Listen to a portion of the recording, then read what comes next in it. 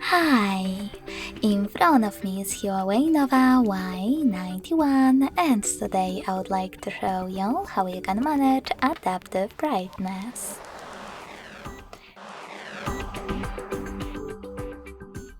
You need to begin by going into Devices Settings and scrolling down just a bit to access Display and Brightness. Following that, tap on this switcher next to Automatic feature. And if it's blue, that means that auto brightness is on.